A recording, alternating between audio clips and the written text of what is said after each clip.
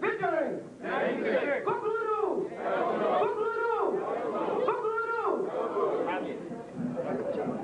At this point, we will call on Dr. Kennedy. Dr. Kennedy has been in the struggle for quite a while. He was the leader of the student movement in 1982. That stood up to Rollins, and he chased him out of the country. But he has never given up. And since he's still carrying on the struggle, every one of you will need to carry on the struggle also. So at this point, I give it to Dr. Kennedy.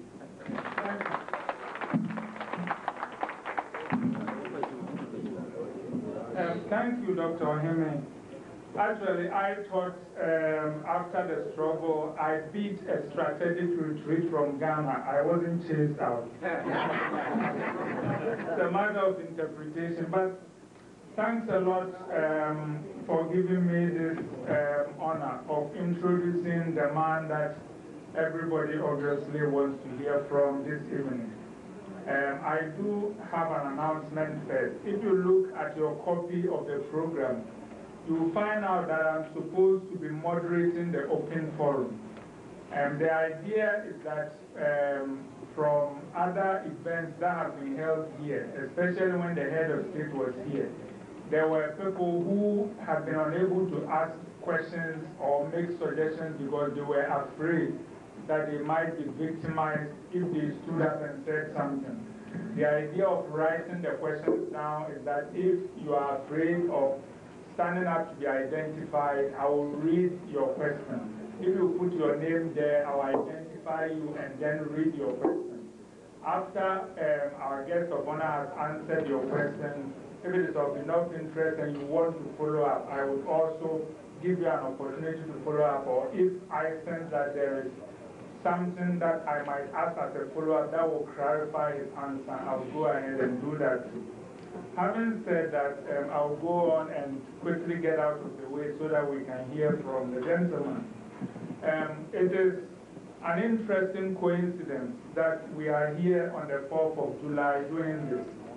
In actual fact, when the United States convened its Independence Convention in Philadelphia somewhere in 1776, people had gone there from 13 different states, and during the negotiations or deliberations or whatever you like to call it, there were a lot of wranglings between Virginians and New Yorkers and Pennsylvanians and a whole lot of other things. And one of the delegates said something that I think is a little applicable to what we are trying to do here. He did say, he got up and I'm just paraphrasing, that people ought to remember that they had not come to that meeting as New Yorkers, as Pennsylvanians, as Virginians, or as citizens of any other state, but simply as Americans. I want to repeat that. He felt they had gathered there not as Pennsylvanians, not as New Yorkers, not as Philadelphians, not as anything, but simply as Americans. I'd like to draw your attention to that. In this era, when people have decided that the best way to maintain power in Ghana is to divide and conquer, we always need to remind ourselves that it does not matter where we go when we go home. Whether we go to Aflao or we go to Accra, we are Ghanaians. Whether we go to BA or we go to Volta region, we are Ghanaians. Whether we answer to the name Kofi or we answer to the name Amudu or we answer to the name Kwasiga, we are Ghanaians. All right.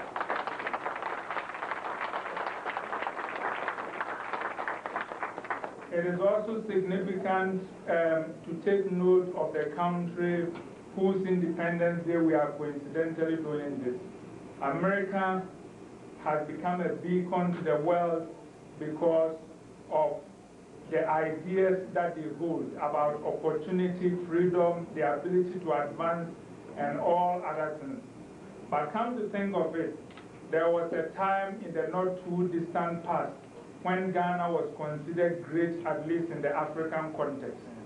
There was a time when Ghanaians, citizens of other African countries abroad said they were Ghanaians just so they would be respected more.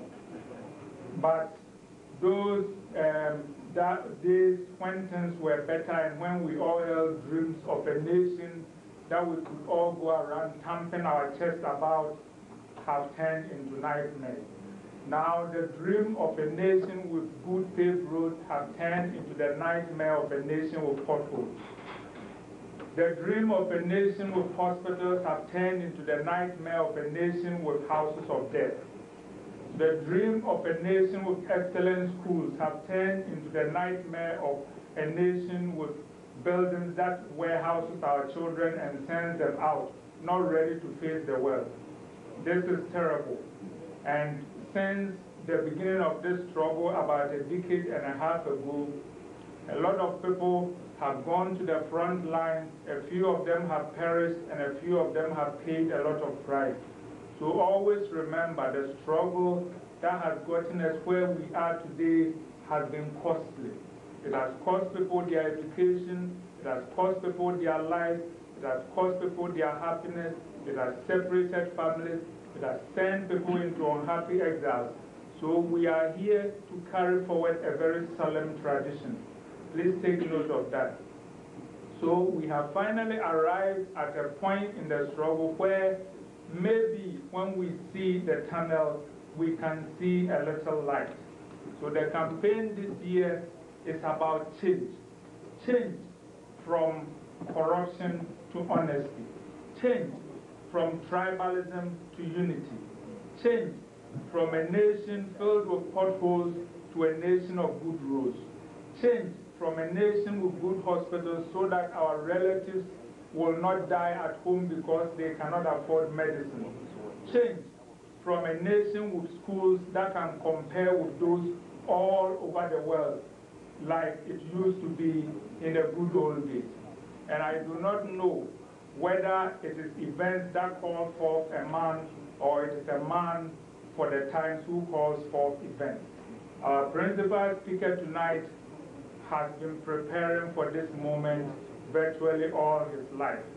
I mean, for example, he was the city manager of Kumasi at the very tender age of 27. Can't say much about that. I just met our guest speaker this morning at the airport after talking to him for a while. And he was out of the plane all alone and he wanted to carry his luggage. Talk about humility. This is a man who would make Ghana proud. He was educated at Prempeh College, Oxford University, and Lincoln's Inn.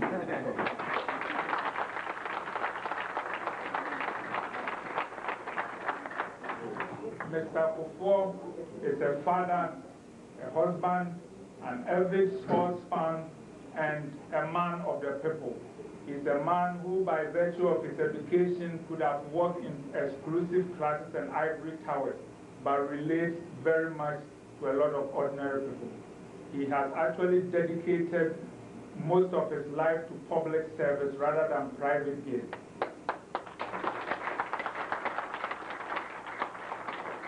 He has been a legislator on 2 occasions, has been in at least 2 administrations, and apart from that, has held a lot of other positions. So without further ado, I invite you to rev it up, rev it up, rev it up, and join me in welcoming to the podium a lawyer, a public servant, a patriotic Ghanaian,